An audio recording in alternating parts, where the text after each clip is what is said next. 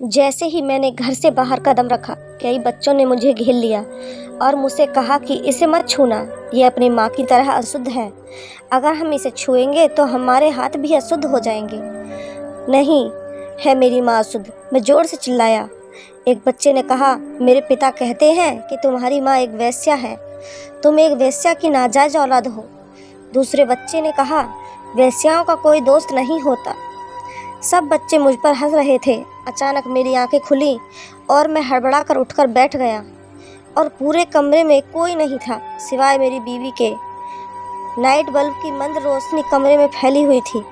कुछ पलों के बाद जब मुझे होश आया तो मुझे एहसास हुआ कि ये एक सपना है। मैंने पानी पीने के इरादे से गिलास उठाया। गिलास की आवाज़ से मेरी बीवी की आंख खुल गई। तुम ठीक तो हो? इस समय क्यों जाग रहे हो? कुछ नहीं हुआ, सो जाओ। इतना कहकर मैं खिड़की के पास गया। एक ठंडी हवा ने मेरे शरीर को छुआ और मेरा दिल शांत हो गया। मैं इस सपने के बारे में सोचने लगा। ये सपना नहीं, हकीकत थी। मेरे जीवन की सबसे बड़ी और कड़वी सच्चाई, जिसे मैं भूल नहीं पाया। वर्षों बीत जाने के बाद भी मेरे बचपन ने मेरा साथ नहीं छोड़ा। नापाक माँ का बेटा हूँ, बच्चे बुलाते हैं तो घर की ओर भाग जाता। सारे बच्चे मेरे घर के दरवाजे पर आकर मुझे ताने मारते और मैं दरवाज़ा बंद कर देता। जब आवाज़ें आना बंद हो जाती तो मैं धीरे से कमरे की खिड़की खोलकर बाहर देखता और फिर उसी खिड़की पर बैठकर माँ का इंतज़ार करता। एक कमरे की छत हमारा घर था, जिसमें मैं अपनी माँ के साथ रहता था।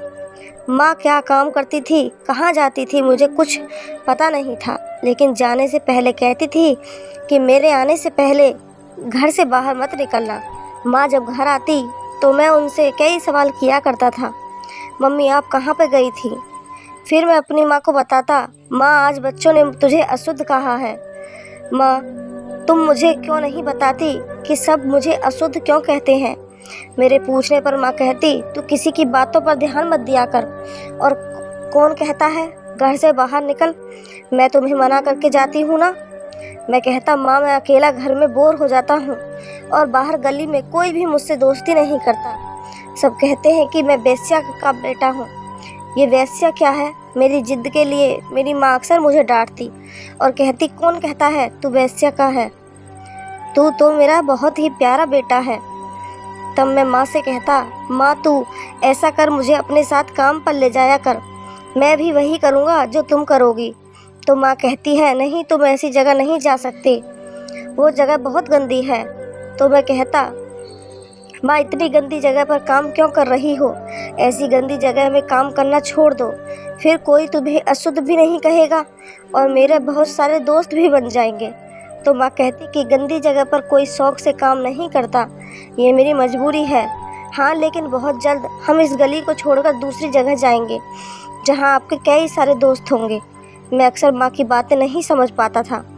एक शाम ऐसा हुआ कि एक आदमी कार लेकर आया और माँ उसके साथ कार में बैठकर चली गई और बाहर से दरवाज़ा बंद कर दिया।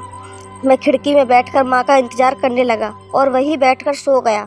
जब आँख खुली तो माँ तैयार हो रही थी काम पर जाने के लिए। आज मैंने मन ही मन सोचा, मैं माँ का पीछा करूँगा, वह जगह देखूँगा जहाँ माँ काम करती है और फिर मैं चुपके से माँ के पास चला जाया करूँगा। जब माँ घर से निकली तो मैं उनके पीछे पीछे निकल पड़ा।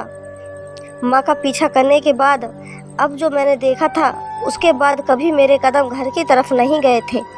हाँ मैं घर से भाग आया था। भागते भागते मैं ठोकर खाकर गिरा था और गिरते ही बेहोश हो गया। होश में आने के बाद जब लोगों ने मुझसे पूछा कि मैं कौन हूँ तो मैं दंग रह गया। अब लोग मेरे चेहरे से पढ़ रहे थे कि मैं एक अशुद्ध माँ का बेटा हूँ। एक आदमी ने पूछा, तेरी माँ कहाँ है? तो मेरे मुंह से निकला, मेरी माँ मर चुकी है, मेरे इस दुनिया में कोई नहीं है। मैंने एक पल में अपनी जिंदा माँ को मार डाला था, उसके 10 साल के प्यार को भुला दिया था। जब लोगों ने सुना कि मेरी माँ मर चुकी है और मैं लावारिस हूँ तो लोगों ने मुझे अनाथ आश्रम पहुँचा दिया, जहाँ मेरी उम्र के और भी कई बच्चे थे। यहाँ मेरे कई दोस्त भी बने और मुझे किसी ने नहीं बताया कि मैं एक अपवित्र माँ का बेटा हूँ। यहाँ मैं भूल गया कि मेरी भी एक माँ है। क्योंकि मैं बच्चों से सबसे बड़ा था, इसलिए मुझे सभी बच्चों का प्रभावी बना दिया गया और पूरे ध्यान से काम करना शुरू कर दिया। महीने और साल कैसे बीत गए पता ही नहीं चला। फिर एक दिन ऐसा हुआ कि मेरी बुद्धि के कारण मुझे पूरे बच्चे के कमरे का मैनेजर बना दिया गया। मालिक की गैर मौजूदगी में सारा काम मैं देखता था।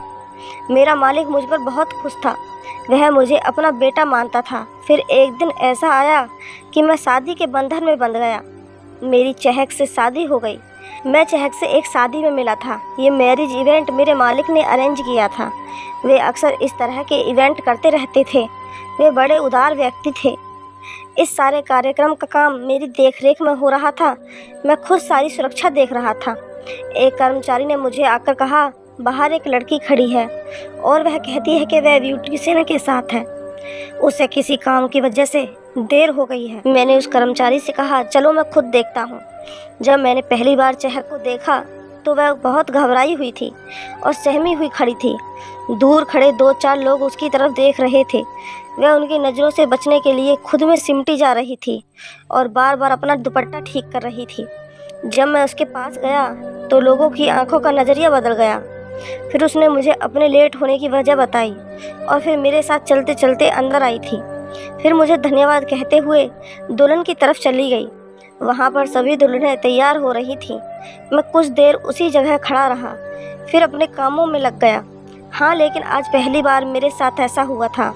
मैंने किसी औरत के बारे में रुककर सोचा हुआ, वरना मुझे औरत नाम से नफरत थी। दूसरी बार मेरी चहक से फ़ोन पर बात हुई थी कि कुछ पेमेंट करनी बाकी थी, इसलिए मैंने दोबारा कॉल की थी। संयोग से दोबारा फ़ोन किया और कॉल चहक ने रिसीव किया। शायद इसमें भगवान की कुछ इच्छा शामिल थी। दूसरे दिन चहक एक लड़की के साथ मेरे ऑफिस में थी। मैं इतना खुश क्यों था? मेरी खुशी मेरी आंखों में दिख रही थी। यहीं से हमारी दोस्ती की शुरुआत हुई।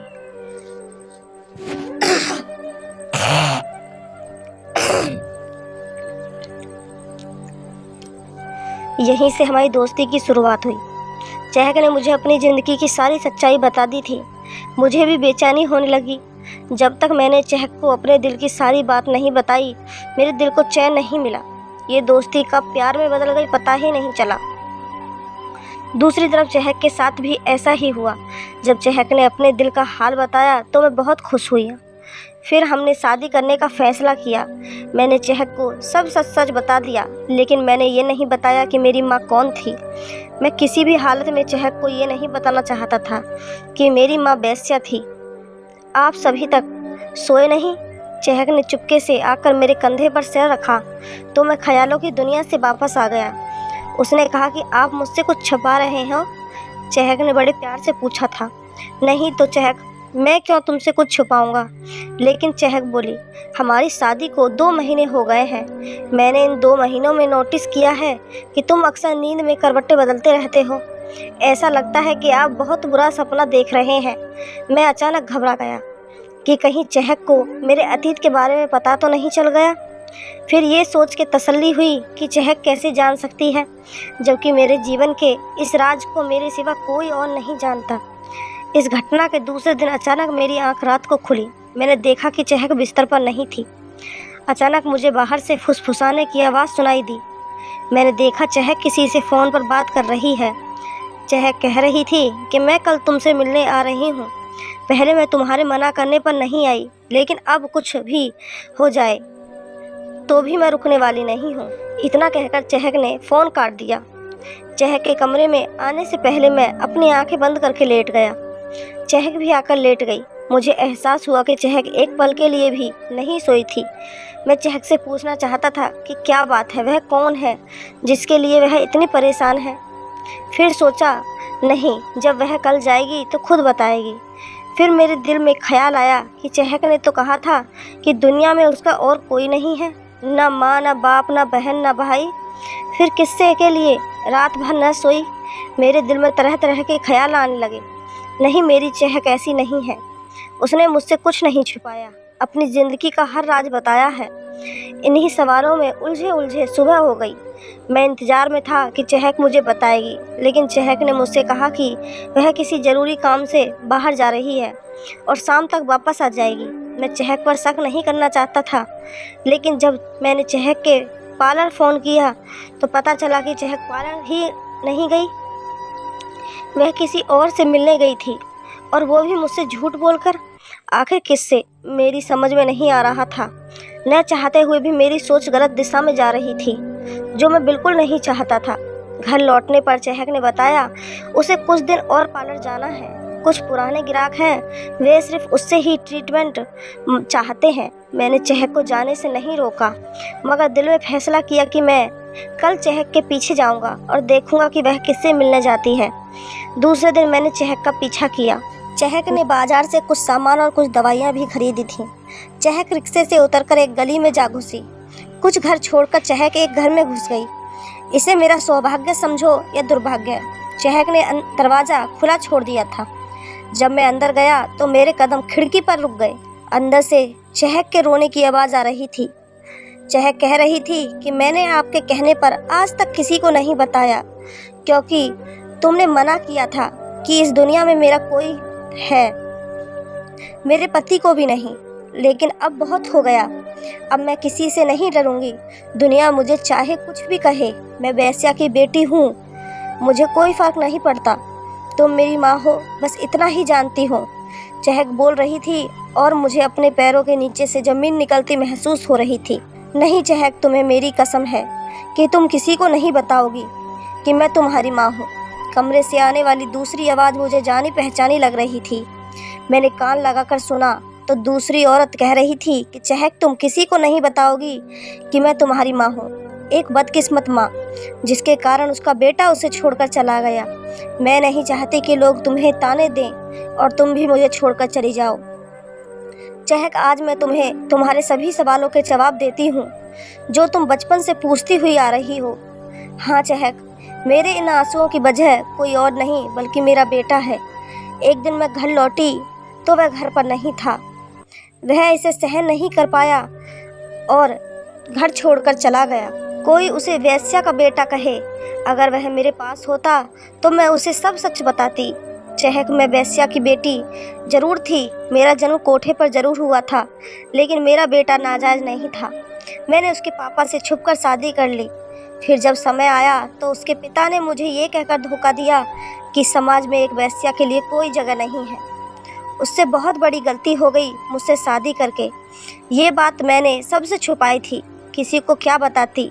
लेकिन जब हमारे कोठे पर सबको पता चला कि मैं माँ बनने वाली हूँ तो सबने मुझे बुरा कहने की बजाय खुशियाँ मनाई। सभी खुश थे कि उनके कोठे पर एक और लड़की आने वाली है और सब उसके लिए एक लड़की होने की प्रार्थना करने लगे। लेकिन चहक, मैं हर दिन भगवान के सामने ये कहती हुई प्रार्थना करती थी कि हे भगवान, मुझे बेटी मत देना। मैं अपनी बच्ची को वेश्या बनते नहीं देख सकती थी। मेरी माँ मुझे जन्म देते देते मर गई थी, लेकिन मैं ऐसा नहीं चाहती थी। और फिर भगवान ने मेरी प्रार्थना सुनी और मुझे एक बेटा दिया। मैं मन ही मन बहुत खुश थी, लेकिन कोठे पर अंदर ही अंदर सब मुझे नफरत की नज़र से देखने लगे थे, क्योंकि बेटे के जन्म के बाद मेरी लापरवाही के कारण मेरा शरीर नाचने के काबिल नहीं रहा था। इसलिए मैंने नाचना बंद कर दिया था। तब मैंने फैसला किया कि मैं अब कोठे पर नहीं रहूँगी। मेरे प्रेमी ने मुझे एक घर दिया। मैं अपने बेटे के साथ वहाँ रहने लगी, लेकिन मुझे अपनी पेट की आग बुझाने के लिए कोठे पर जाना ही पड़ा। मेरा एक फ़ैन आ जाता था और मुझे थोड़े पैसे मिल जाते थे। यूं ही कई साल बीत गए। मेरा बेटा 10 साल का हो गया था। वह सब कुछ समझने लगा था। उसने मुझसे बहुत सारे सवाल किए। मैंने उसे डांट दिया। चहक, तेरी माँ से भी किसी ने बेवफाई की और कोठे पर बेच गया। कोठे की मालकिन ने सिर्फ इसलिए तुम्हारी माँ को खरीदा था क्योंकि वह माँ बनने वाली थी। कोठे की मालकिन ने तमाम जांच पड़ताल के बाद तुम्हारी माँ को खरीदा था। वह जानती थी कि तुम्हारी माँ के पेट में एक लड़की है। तुम्हारी माँ एक अच्छे घराने की थी। मैंने उसे बहुत समझाया कि वह अपने घर लौट जाए, लेकिन वह नहीं मानी और मुझसे एक वादा लिया कि अगर उसे कुछ हुआ तो मैं तुम्हारा ध्यान रखूँगी और तुम्हें इस दलदल से बचाऊँगी। मैंने उसे बहुत समझाया, कुछ भी ऐसा वैसा करने से मना किया। वह मेरी बात मान गई थी, लेकिन वह चाहती थी कि मैं तुम्हारे पैदा होने के बाद तुम्हें कहीं ले जाऊं और गायब हो जाऊं। इसलिए मैं चुपके से एक आदमी के साथ इस घर को देखने के लिए ले आई, जहां मुझे गुप्त रूप में रहना था। तेरे जन्म के 2 दिन पहले जब मैं घर लौटी तो मेरा बेटा घर पर नहीं था और मैंने उसे हर जगह खोजा और गली के सभी बच्चों से पूछा, लेकिन वह कहीं नहीं मिला। सब कहने लगे एक बेटा कब तक बर्दाश्त करता कि वह एक वेश्या का बेटा है, इसलिए वो घर छोड़कर भाग गया। मैं कैसे बताती सबको कि मैं जैसी भी हूँ एक माँ हूँ। वो मेरे कलेजे का टुकड़ा था, मेरी जान था, मेरा सब कुछ था, पर इस जालिम समाज ने उसे मुझसे छीन लिया था। पर कब जहज दुनिया के लोग इसे समझते हैं। उनकी नज़रों में एक वेश्या का कोई वजूद नहीं है, फिर भले ही वो एक बहन हो, एक बेटी हो या एक माँ हो। तुम्हारे जन्म पर कोठे पर बहुत नाच गाना हुआ था, सब तुम्हें हाथों हाथ ले रहे थे। कोई कह रहा था कि तुम बड़ी होकर कमाल की नाचने वाली बनोगी, तो कोई कह रहा था कि तेरी आंखें कितनी प्यारी हैं।